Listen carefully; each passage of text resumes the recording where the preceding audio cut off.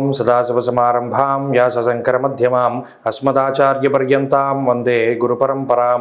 జ్యోతిషాస్త్రాన్ని భావితరాల వారికి ప్రసాదించిన ఋషుల యొక్క పాదపద్మాలకి నమస్కారం చేసుకుంటూ, అలాగే నాకు ఈ జ్యోతిష విద్యను నేర్పిన గురువర్యులు జ్యోతిష బ్రహ్మ కీర్తిశేషులు శ్రీ ఈరంకి సూర్యనారాయణమూర్తి గారు, సూర్యశ్రీ దైవజ్ఞ గారి యొక్క పాదపద్మాలకి నమస్కారం చేసుకుంటూ, ఓం శ్రీ మహాగణాధిపతి నమః, శ్రీ గురుభ్యో నమః, హరి ఓం. వీక్షకులందరికీ నమస్కారం. జనవరి నెల 28వ తారీఖు లగాయితూ ఫిబ్రవరి 3వ తారీఖు వరకు ఉండేటువంటి గ్రహగతుల ఆధారంగా ద్వాదశ రాశుల వారికి ఈ వారం ఏ విధమైనటువంటి శుభాశుభ ఫలితాలు కలగబోతూ ఉన్నాయో ఈ కార్యక్రమం ద్వారా తెలుసుకుందాం. అందులో భాగంగా ఈ వారం ఉండేటువంటి గ్రహగతులను గమనిద్దాం.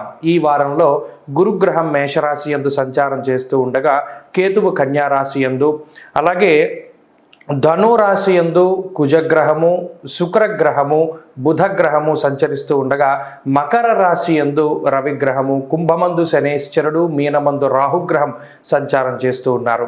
అలాగే చంద్రుడు సింహము, కన్య, తులారాశుల యందు ఈ వారంలో సంచరించబోతూ ఉన్నారు.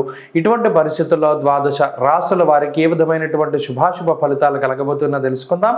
మిథున రాశి వారికి ఈ వారం సాధారణమైనటువంటి గ్రహగతులు గోచరిస్తూ ఉన్నాయి. ప్రధానంగా ఈ రాశివారు ఆధారపడ్డటువంటి గ్రహాలు ఏంటయ్యా అంటే, గురుగ్రహం లాభస్థానంలో, దశమ కేంద్రంలో రాహు, దానితో పాటుగా చంద్రబలం ఉండడం వల్ల కొంత మానసికమైనటువంటి ప్రశాంతత, ముఖ్యంగా గురు రాహువుల యొక్క అనుకూలత వల్ల అటు ఆర్థిక ఎద్దడి ఉండదు. సకాలంలో మీకు కావలసినటువంటి ధనం చేతికొస్తుంది.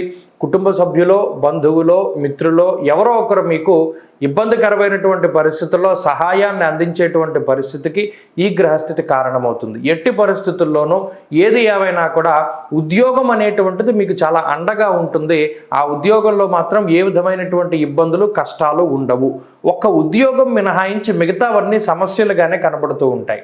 ఇది ఒక ప్రధానమైన విషయం. ప్రత్యేకించి ఈ వారం పరిస్థితి చూస్తే, ఉద్యోగం చేస్తున్నంతసేపు బాగానే ఉంటుంది. ఉద్యోగం నుండి బయటకు వస్తే రకరకాల సమస్యలు, కుటుంబ సమస్యలో, లేదా మీరు చేయవలసినటువంటి కార్యక్రమాల్లో కుటుంబ సభ్యుల యొక్క అనారోగ్యమో, లేదా అప్పుల బాధలో, లేదా ముందు ఉన్నటువంటి కార్యక్రమాలను తలుచుకుని కొంత భయంతో ఉండడమో, ఇటువంటి పరిస్థితులన్నీ కూడా ఈ రాశి వారిలో ప్రధానంగా కనబడుతూ ఉన్నాయి.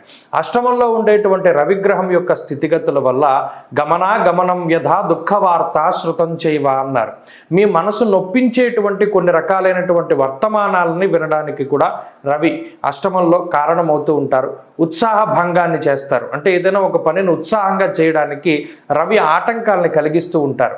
ఆ పనులు చక్కగా ముందుకు సాగకుండా ఏదో ఒక రకమైనటువంటి అవాంతరాలు, ప్రత్యేకించి ప్రభుత్వ పరంగా వచ్చేటువంటి చిక్కులు కానివ్వండి, ఉన్నతాధికారుల వల్ల వచ్చేటువంటి సమస్యలు కానివ్వండి, లేదా మీ కుటుంబ సభ్యులే ఏదో ఒక రకమైనటువంటి ఇబ్బందులకి మిమ్మల్ని గురి చేస్తూ ఉండడము, మీ మాటను లెక్క చేయకపోవడం లాంటి అంశాలు కూడా ఈ వారంలో ప్రధానంగా కనబడుతూ ఉన్నాయి. దీనివల్ల కోపం పెరిగిపోతూ ఉంటుంది. సప్తమ స్థానంలో ఉండేటువంటి శుక్రుడు కానీ, బుధుడు కానీ, కుజగ్రహం కానీ, ఈ 3 గ్రహాల వల్ల ఏమవుతుంది, అసలు ఎవరితో మనం మాట్లాడకూడదు, మన పని మనమే చేసుకోవాలి అనేటువంటి ధోరణి మిథున రాశి వారిలో పెరుగుతూ ఉంటుంది. నాకు ఎవరి అవసరం అక్కర్లేదు, నేను ఎవరి మీద ఆధారపడలేదు, అలాగే ఎవరైనా నా మీద ఆధారపడినా కూడా నేను ఏ విధమైన సహాయం చెయ్యను అనేటువంటి నిక్కచ్చి ధోరణితోటి మిథున రాశి వారు ముందుకు వెళతారు. ఒంటికేసి సొట్టుకోమంటారంటే, నాకు నీ అవసరం లేదు, నీకు నా అవసరం ఉన్నా నేను ఉపయోగపడను అనేటువంటి ధోరణి మాత్రం కొంత అలవడుతుంది. దీనికి కారణం ఏంటి అంటే, గతంలో ఈ మిథున రాశి వారికి ఏర్పడ్డటువంటి అనుభవాలే. కాబట్టి ఇది అనుభవపూర్వకంగా వచ్చినటువంటి స్థితి ఈ గ్రహస్థితి వల్ల కలిగింది. అయితే భాగ్యమందు శనేశ్వరుడు, అలాగే దశమ ఏకాదశ స్థానాల యందు ఉన్నటువంటి గ్రహాల వల్ల వృత్తికి మాత్రం ఇబ్బంది ఉండదు. వ్యాపారానికి కూడా ఈ గ్రహస్థితి కలిసి వస్తుంది. చదువరులకి, విద్యార్థులకి మాత్రం గ్రహస్థితి ప్రతికూలంగా ఉన్నది. కొద్దిగా ఆచితూచి నిర్ణయాలు తీసుకోవాలి. అలాగే స్త్రీలకు ప్రత్యేకించి ఈ గ్రహస్థితి, ఉద్యోగ వ్యాపారాలు చేసేటువంటి వారు మాత్రం కొంత జాగ్రత్తగా ఉండాలి. ఒత్తిడి పెరగడానికి అవకాశం ఉంటుంది. మిథున రాశి వారు ఈ వారం మరింత అనుకూలమైనటువంటి ఫలితాలను సాధించడానికై విఘ్నేశ్వరుని యొక్క ఆరాధన చెయ్యాలి. మరీ ముఖ్యంగా బుధ గురువారాల్లో, ప్రత్యేకించి బుధవారం నాడు విఘ్నేశ్వరునికి బెల్లము, చెరకు గడని సమర్పణ చేయడం ద్వారా విఘ్నాలు తొలగిపోయి అనుకున్న పనులన్నీ కూడా పూర్తి అయి ప్రశాంతత ఉంటుంది.